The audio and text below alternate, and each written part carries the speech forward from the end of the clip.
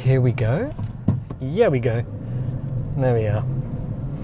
Hello and welcome back to the channel. Today we are looking at the Insta360 One X 360 degree camera, which is what you are viewing at the moment. It is in fact two cameras, one on the front, one on the back. They have a 200 degree field of view. There is only one micro SD slot. It takes a V30 card or faster. There's a 32 gig in there, which is giving me about, well, I think it says about 80 minutes at 5.7K. If you record at 5.7K, it provides two files. So, well, one for the front camera, one for the back camera. If you record at 4K, it's only one file. Both the front and back camera are kind of in the same file. Stitching is handled pretty much automatically. So if you take them and drag them into Premiere, so the two files, drag them into Premiere, or the single file, drag it into Premiere, drag only one of them onto the timeline. You only need to drag one of the 5.7K files or all of the 4K file onto the timeline, and the plugin does the rest. This is a main road, by the way, just thought I'd point it out. Yeah, so it's very, very simple. The stitching is handled automatically, so you don't have to worry about that. All you do is right click on the file in the bin and then tell Premiere, or in fact the software, the Insta360 software, what case are we using. So there are two cases.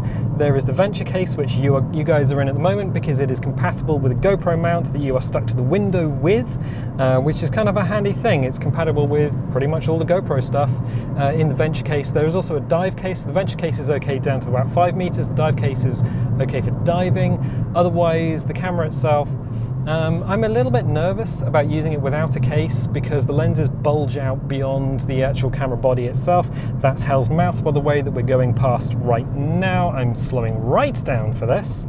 There we go. So yeah, there's a little bit of dodginess using it outside of the case. The camera itself does have a microphone on the top, which we're not using. I'm using a lav mic, and this is in fact the second time I've tried to record this because the Zoom H1 that I'm recording it to, levels are a bit dodged. So I'm going to record this with static levels, and I'm going to record this again afterwards with modified levels, with auto levels, and see which one sounds best. I don't even know if any of the footage is going to come out, so that's kind of cool. Yeah, with the cases, the auto stitch, you just tell it which case you're using, and it changes the stitch zone depending on the thickness of the case itself. So that's kind of cool. It's a very easy camera to use. In fact, that camera is easier to use than the Zoom H1 that I'm recording to.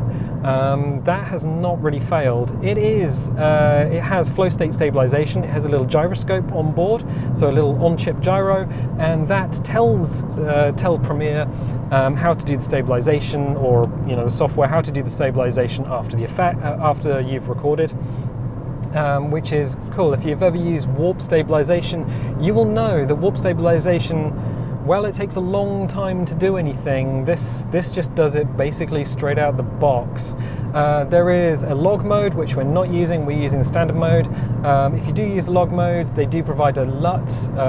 That is Lima Uniform Tango. That's lumetri data, which you can apply to the video. You can apply it to the normal video anyway. If you just use an adjustment layer and just kind of tone down the opacity on the adjustment layer, then you can get a pretty decent color out of the camera itself. We are testing it in bright light conditions, so it's bright outside the car, dark in the cabin. Kind of interested to see how the stitching works. I do know that the door frame does give it some issues, so the door frame itself, a little bit tricky there. Apart from that, the stabilization works quite well. We've just left the lane, but it's Cornwall, these are narrow lanes.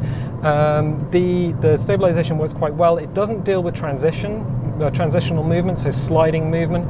If you stick it on a pole and then walk around with it on top of a pole, it'll take out your hand shakiness, and it'll take out sort of rocking and stuff. What it won't take out is your footsteps as your body moves up and down. So there are two ways to upload that to YouTube once you've recorded, or two ways to view the footage after you've recorded.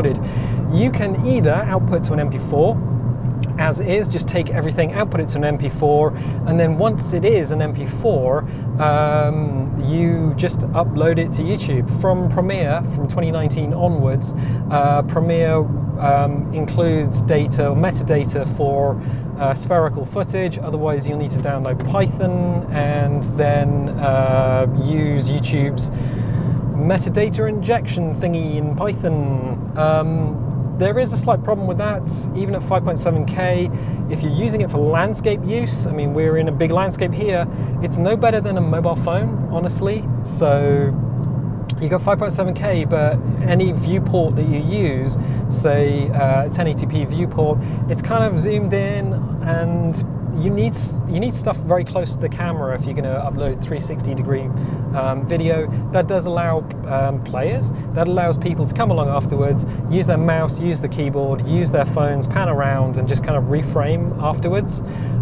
Or you can upload the way we're going to be doing it, and I'm going to be using GoPro's FX reframe. That allows me to pan the camera around as if it were gimbaled. Oh, okay. There's a little bit of dodginess there. They've just stopped on a very narrow road. So yeah, that allows everyone to, you can pan around after the fact, after you've recorded, as if you're using a gimbaled camera, so like a normal gimbal camera. I'm going to set the viewport to 1080p, so that kind of goes with all the other videos on the channel. You can do bigger or different sizes if you want, but that's the way I'm going to be doing it. But you can zoom in, you can zoom out, you can rotate, you can pan, you can make everything look like a tiny planet, you can make everything look like it's in a tube. It's good. Like I said, I've had a play with it. It's very, very intuitive. I was a little bit worried when I got it out of the box, and I was just like, oh yeah, this is kind of, oh, there's a lot of stuff here. I'm gonna have to add keyframes. No, it's a very easy thing to learn. It's a very easy thing to use. So we're going to keep getting the beeps because this is a super narrow road. Yeah, I'm not entirely sure what this is going to look like, because motion, we're just testing it with motion at the moment. So there's a lot of stuff moving outside the car, not so much moving inside the car. If I wanted to reframe because there's some dodginess, say the stitching's a little bit dodgy, I can do that. I can actually zoom in a little bit on me and focus on me. I can focus on the dashboard. I can move around. It actually makes recording very, very easy.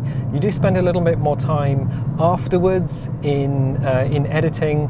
Apart from that, the hardest thing with this camera is going to be driving around wearing a lav mic and not knowing what my levels are like. So yeah, yep. Hopefully this comes out. Hopefully it's interesting. This is a first kind of battle test of this, if you will. I am probably going to leave it here as we drive down into Portreath.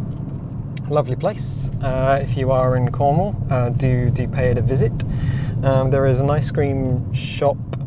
Oh no, the ice cream shop's gone, but there is a fish and chip bar. So if you're American, fish and chips it's kind of like cardboard. It's kind of like eating cardboard with vinegar and salt on it, but hey, that's the thing. I'm going to leave the video here. If you like this, definitely leave a little like, leave a subscribe, and if you do subscribe, click the little bell, because that'll give you a notification when videos go live. Assuming the audio is okay and everyone can hear everything. Also, if you want more car vlogs, just driving around, talking to a camera. I mean, I'm quite good at rambling for however long. Let me know, and I will. I'll see if we can do that. So I'll tell you what. I'll catch you next time.